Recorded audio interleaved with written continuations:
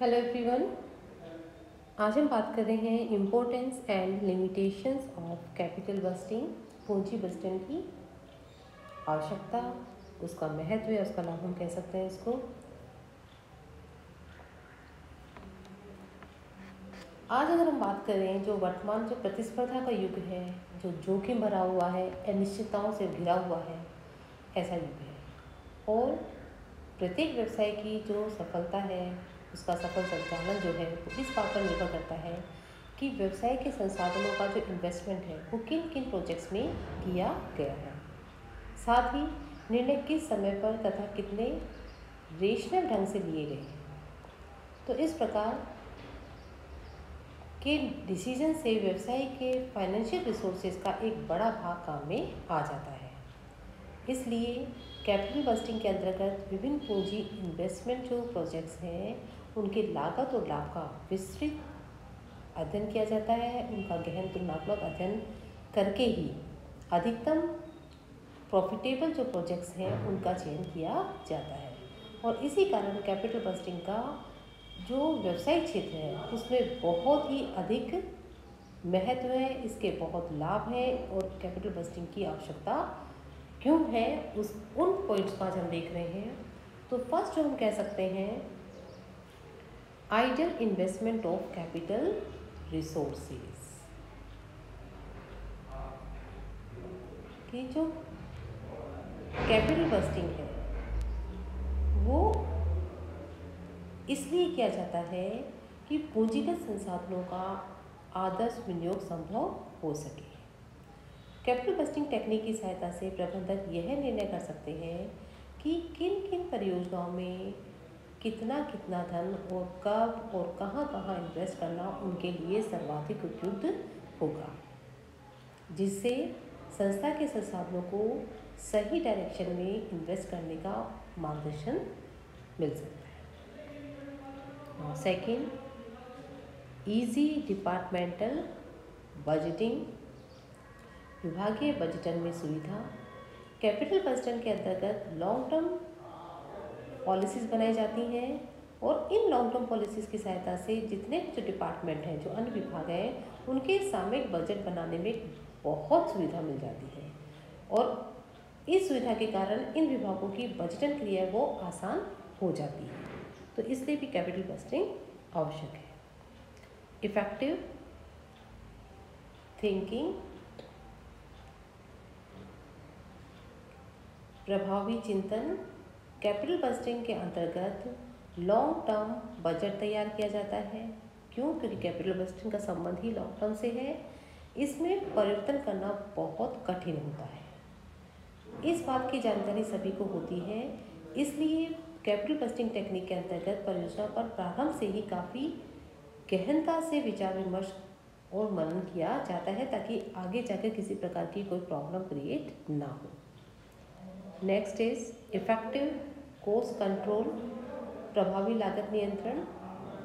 देखिए, जो कैपिटल बजटन है उसमें कहाँ कब कितना धन इन्वेस्ट करना है इसका पहले से ही निर्धारण किया जाता है। इससे परियोजना लागू करने पर होने वाले जो एक्सपेंडिचर्स होते हैं उनकी तुलना कर पाना संभव हो जाता है। यदि कहीं विचरण है या कहीं कमी है तो उसे दूर किया जा सकता है और उसके साथ ही जो कॉस्ट है उस पर भी प्रभावी कंट्रोल स्थापित करना आसान हो जाता है। नेक्स्ट, मैक्सिमाइजेशन ऑफ प्रॉफिट्स, अधिकतम लाभ। कैपिटल बस्टिंग की सहायता से संस्था अधिकतम लाभप्रद परियोजनाओं में जो प्रॉफिटेबल प्रोजेक्ट्स हैं उनमें कैपिटल को इन्वेस्ट करती है और अपने व्यावसायिक लाभों को अधिकतम कर सकती है। Next is properly and timely decision, समुचित एवं समयबद्ध निर्णय। कैपिटल बजटन में संस्थान के प्रबंधक को दिन प्रतिदिन की कार्यविधि को चलाने में कोई कठिनाई नहीं आती। क्यों? क्योंकि व्यवसाय कैपिटल बस्टिंग टेक्निक के तहत सुचारू रूप से कुशलता के साथ चलाया जा सकता है और उच्च प्रबंध सबसे अधिक ध्यान परियोजना को बनाने तथा लागू करने में ही लगाता है, क्योंकि ये लॉन्ग टर्म इन्वेस्ट से संबंधित होती है। तो कैपिटल बस्टिंग टेक्निक का उपयोग करके प्रबंधक समय पर उचित डिसीजन लेने में सफल हो जाता है।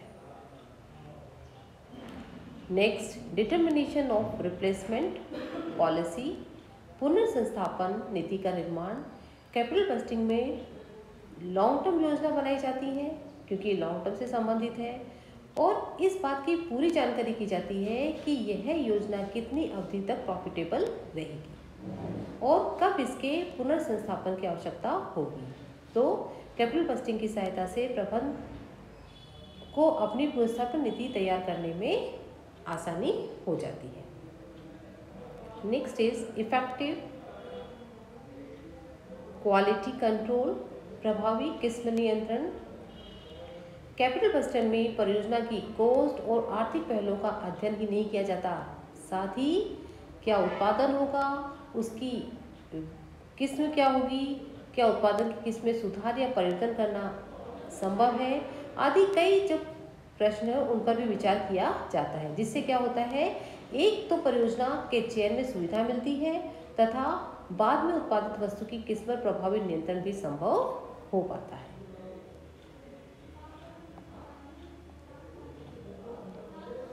Next, checks of labour welfare policy, श्रम कल्याण नीति की जांच।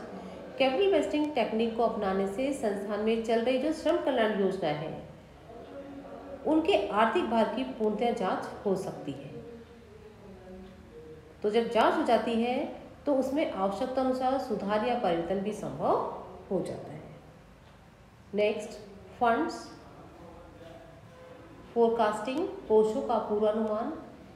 कैपिटल बस्टिंग टेक्निक की सहायता से संबंधित परियोजना के लिए कितने धन की आवश्यकता है, कब यह धन चाहिए, इसका पहले से ही फोरकास्ट किया जाता है, जिससे कंपनी प्रबंधक को इन प्रोजेक्ट्स के लिए समय पर धन उपलब्ध कराने में कोई सुविधा रहती है, तो किसी प्रकार की कोई परेशानी नहीं होती जब पहले से ही सारा कोषों का पूर्वानुमान लगा लिया जाता है, तो और व्यवसाय क्या आसानी से सफलतापूर्वक संचालित किया जा सकता है। नेक्स्ट, सेफ्टी फ्रॉम रिस्क, जोखिम से सुरक्षा। कैपिटल बस्टिंग दीर्घकालीन नियोजन व नीति निर्धारण में सहायता प्रदान करता है। यह संपत्तियों के क्रय का उचित समय बताता है कि कब उचित समय है संपत्तियों को क्रय करना, क्योंकि लॉन्ग टर्म इन्वेस्टमेंट से संबंधित है, तो विनियोजन के प्रत्येक पहलू की जांच करके ही विवेक संबंध निर्णय लिया जाता है। इससे व्यवसाय में भावी जोखिम से सुरक्षा मिलती है। तो ये है कैपिटल बस्टिंग की महत्व, उसके लाभ या उसकी आवश्यकता। अब बात करेंगे कैपिटल बस्टिंग की सीमाएं, लिमिटेशंस ऑफ कैपिटल बजटिंग। देखिए, जो पूंजी व्यय निर्णय है उनके अंतर्गत विभिन्न प्रस्तावों का मूल्यांकन करने की अनेक विधियां हैं और मूल्यांकन कार्य में वित्तीय एवं आर्थिक संबंधों को काम में लिया जाता है। इसमें शुद्धता का अभाव होने की स्थिति में सही या सर्वोत्तम विकल्प का चुनाव किया जाना संभव नहीं हो पाता है। इसलिए पूंजी बस्टिंग टेक्निक के अंतर्गत कुछ कठिनाई भी हमारे सामने आती है, और जो कठिनाई है उन्हीं को हम इसकी सीमाएं कहते हैं। तो देखिए इसकी क्या क्या सीमाएं हैं। फर्स्ट है difficulty in measurement of life of projects. परियोजना के जीवन काल की जानकारी कठिन होती है, क्योंकि यह नहीं पता लगता कि परियोजना के अंतर्गत काम में ली जाने वाली मशीनों का जीवन काल कितना है, और यह तय करना भी कठिन होता है कि ये कब तक सुचारू रूप से चल सकती हैं। साथ ही किसी परियोजना को एक से अधिक अलग अलग प्रकृति के संयंत्र लगाने पर यह भी आवश्यक नहीं है कि सभी का जीवन काल बराबर हो, तो ये बहुत डिफिकल्ट है उनका मेजरमेंट करना लाइफ ऑफ प्रोजेक्ट का। Second, difficulty in monetary evaluation, मौद्रिक मूल्यांकन भी कठिन है। परियोजना प्रस्तावों का अध्ययन करते समय परियोजना से संबंधित अनेक फैक्टर्स ऐसे होते हैं जिन्हें मनी में मेजर करना संभव नहीं हो पाता, और इसी कारण से कैपिटल बस्टिंग टेक्निक के द्वारा लिए गए निर्णय की सफलता क्या होती है, थोड़ी सी संदिग्ध हो जाती है। Next, difficulty in calculation of project cost, पूंजी की लागत की गणना कठिन।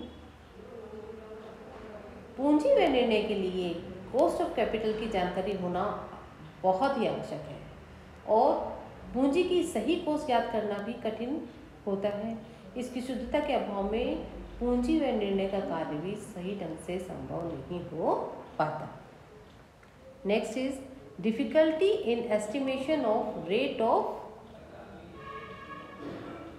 रिटर्न। प्रत्यय दर का अनुमान लगाना भी एक कठिन कार्य है, क्योंकि कैपिटल बजटिंग की टेक्निक जो विभिन्न तकनीक है उनके अंतर्गत यह अनुमान लगाना होता है कि परियोजना की प्रत्याशी प्रत्यय दर क्या होगी, और यह कार्य वर्तमान जो युग है, जो प्रतिस्पर्धा से भरा हुआ है, अनिश्चितताओं से भरा हुआ है, ऐसी कंडीशन में यह बहुत ही कठिन होता है। नेक्स्ट, अनसर्टेनिटी ऑफ रिजल्ट्स, निर्णयों का परिणाम अनिश्चित। पूंजी विनियोजन निर्णय के अंतर्गत योजनाएं लॉन्ग टर्म होती हैं, ये हम सभी जानते हैं, और प्रतिस्पर्धा और विकास का जो युग है इसमें यह कहना बहुत ही कठिन होता है कि किस आधार पर पूंजी व्यय का निर्णय किया गया है, वह बनी रहेगी और उसी अनुसार परिणाम भी मिलेंगे। व्यवसाय जगत में परिणामों की अनिश्चितता पूंजी बजटिंग की एक महत्वपूर्ण सीमा है। तो ये कुछ लिमिटेशंस हैं कैपिटल बजटिंग के। Thank you so much.